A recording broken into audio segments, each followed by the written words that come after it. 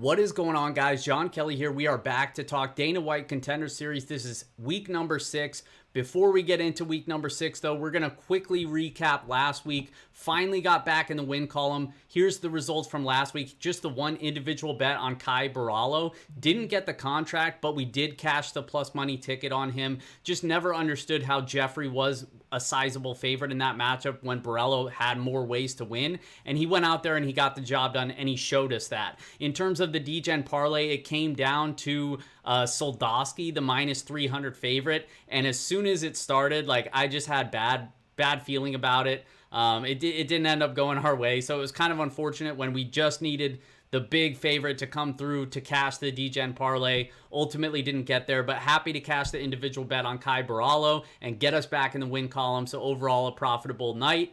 And so now that we're back in the win column, we're trying to keep the good vibes rolling on to episode 6. So let's get into it. Kicking things off in the lightweight division, we have Genaro Valdez going up against Patrik White. Genaro Valdez is 9-0. He's got 6 knockouts, 3 submissions. He's only reached the third round once. He's previously fought over in Lux. His last 2 fights were over in Lux. He's a purple belt in Brazilian Jiu-Jitsu. Pretty decent ground game. He sort of came up as more of a striker, but the ground game is there. He got to mount in both of his last 2 fights. He has some decent wrestling. He will look for takedowns in the clinch and up along the fence. So in most of his fights, he's striking at range. But then once he gets his opponents backed up and pushed against the cage, that's when you'll see him start to implement the wrestling. And like I said, the ground game checks out. So I actually think Valdez is pretty well-rounded here. In terms of his opponent, Patrik White is coming off the Alaskan regional scene. And as well as I do, the Alaskan regional scene, as much as I love Alaska, look, I think Alaska is beautiful. I want to eventually live there at some point. Me and my wife want to move there. But in terms of the Alaskan regional scene, that's not one of the reasons why we want to move there. And it's just, his record is pretty padded, suspect level of competition. You can't even really find that much tape on this guy. He's 9-1, 9 knockouts. He's also only reached the third round once. But look at the level of competition. It's just not there. Again, it's the Alaskan regional scene, but the guys he's facing are debutant fighters, guys that are, I think he fought one dude that was 14-30 or something. He's fought a bunch of guys. I think only one guy with a winning record. It's not pretty. So even though he does appear to have a little bit of power, it's just a complete levels thing for me. Genaro Valdez is pretty battle tested. I think he's more powerful. I think he's a much more technical striker. And again, if he implements the ground game whatsoever and starts to wrestle here, he looks like a massive favorite. And I expect him to be lined as a massive favorite here. So he's the pick for the Degen Parlay. We're going with Genaro Valdez in the first fight of the night. Up next, we have Joseph Holmes going up against Shonte Barnes. This one's at middleweight. Joseph Holmes is 5-1 with 4 submissions, but he's not really much of a grappler. He's more of a striker, does have power, decent jab, powerful kicks. He's very athletic. And I say that because he's a former defensive lineman, was a defensive lineman Division II in college. He made his pro debut in 2019, and that was the only fight that he's reached the third round in, and he lost the decision to a decent Rufus Sport product. So it wasn't a horrible loss. And again, that was his first professional fight, but going to have an athletic edge here, going to be a lot bigger as well. He's tall for the division. Like I said, very strong. He's pretty much better wherever the fight goes. And despite having the 4 submissions, there is concern with him in terms of the grappling, just because the technique isn't really all there. Yes, he can submit his opponents, but he's had multiple dominant positions in a few of his fights where he got reversed, fell off the back, fell out of mount, stuff like that, to where it'd be a concern in a different level of matchup. I don't think it's really going to matter in this one. Shonte Barnes, make no mistake about it, Shonte Barnes was originally brought in to showcase Cody Brundage, and that's who he was supposed to fight this week, but Brundage ended up getting the short notice call up to fight Maximov in the UFC, so obviously he's not fighting on Contender Series anymore. Now they're trying to showcase Joseph Holmes. So the UFC is not expecting Shonte Barnes to win here. I'm not expecting Shonte Barnes to win here. He's a 34-year-old regional journeyman. He's faced just one guy with a winning record, and that guy was just 6-5. His only loss was against an 0-2 opponent who submitted him inside the first round. And this is just another one similar to the first fight of the night, where even though I have concerns about Holmes moving forward, it's just probably not going to matter in this matchup. So I like Joseph Holmes here. He's going to be a big favorite, but I think he gets the job done. Holmes is the pick for the Degen Parlay. Up next in the bantamweight division, we have Fernie Garcia going up against Joshua Weems. This one's a fun matchup. Fernie Garcia trains out of Fortis MMA. He's coming from LFA. He's 9-1, 6 wins coming by decision, but it's not because he doesn't have the ability to finish. We've seen him against multiple fighters where he's landing powerful combinations and even stunning his opponents. But for whatever reason, he's faced some really durable guys that just refuse to go out. So there was literally 2 or 3 of his fights where he had his opponents like almost out on their feet and didn't end up getting the finish. So it's kind of a knock against him in a sense, but it really shouldn't be, because if you were just looking at his record, you would think he doesn't have finishing power. But make no mistake about it, he does have powerful boxing combinations when he lets his hands go. He's kind of a patient striker. When the fight's at range, he doesn't really look to land a whole lot, but once he starts to edge in close and close the distance, get his opponents backed up, that's when you see him start to really let his hands go, and that's where you see the power in those combinations. The things I don't like about Fernie Garcia is defensively, he needs work. He doesn't move his head. He keeps his hands very, very low, and when you're keeping your hands that low and you don't move your head, you're obviously going to eat a lot of clean shots, and that's something I don't like about him, obviously. The leg kicks as well, defending leg kicks were a problem for him in multiple fights on the regional scene, and especially in his last 2 fights, where he doesn't check leg kicks. He eats multiple leg kicks where his leg starts to really get affected by those. So that's a problem for me as well. And then lastly, the last concern I have with Fernie Garcia is even after landing good combinations, he's a fighter who loves to just reset. Like, he'll go on and unleash these 7-8 piece combinations and then walk back to the center, hands low, exhale, reset. He tries to do that almost after every single combination. If you face somebody with decent counter striking who's not going to let you off the hook and not just going to continue to let you reset like that, that's going to be a problem for him, because it's like an automatic thing that he does that I noticed while watching a few of his fights.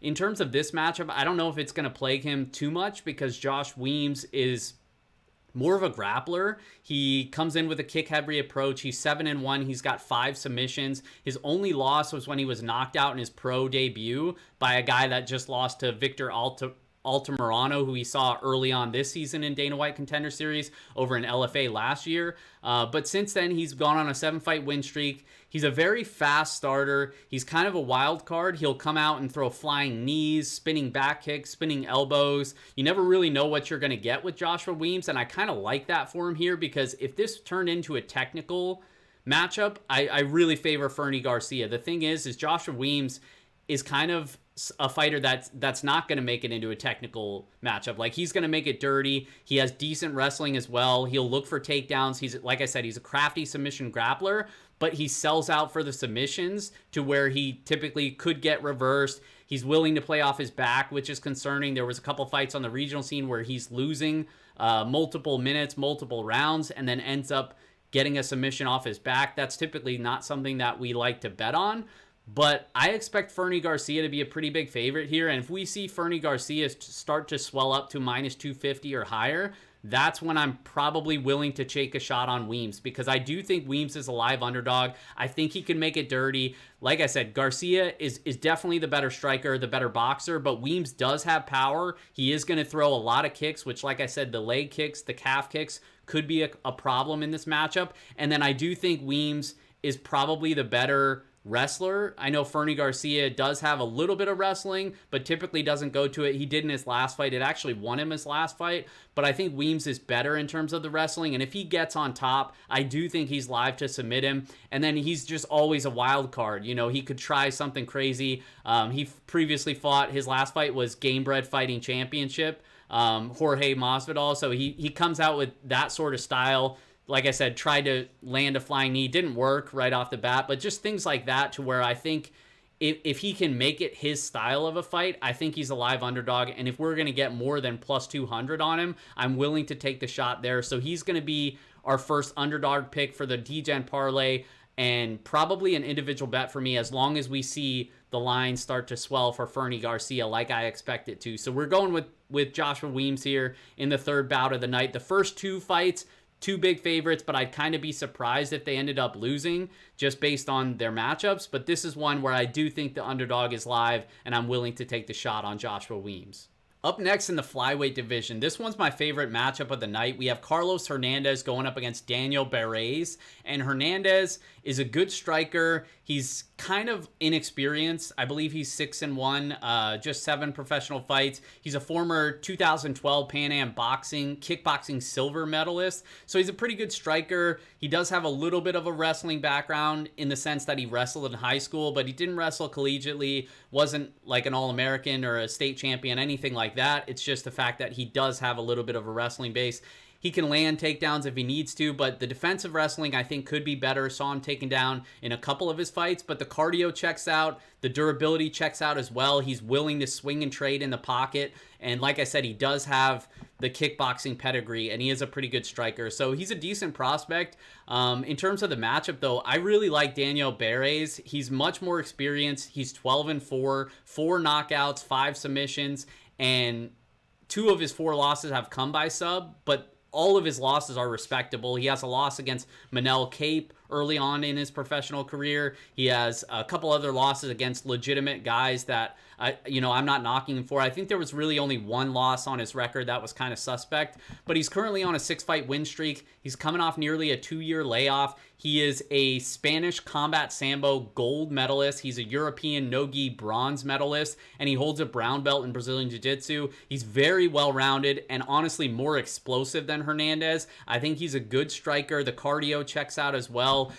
Whereas I could see the cardio being competitive, I think Barez is a little bit more dangerous, a little bit more explosive, and then he's able to lean on that sambo background, the better submission grappler as well. So I think he could land takedowns here and overwhelm Hernandez on the mat, because when he gets him down, he's very heavy on top, very good in top position, and I don't see him getting reversed or anything like that. And I think he could threaten with submissions as well. So I'm actually going with the underdog in this matchup as Barez. He opened up offshore at like plus 120, plus 110, something like that. If we see that line stick around on DraftKings and FanDuel when it's released, any sort of plus money here is going to be an individual bet for me on Barez, and he's going to be the pick for the Degen Parlay as well. So we're going with another underdog in the 4th fight of the night.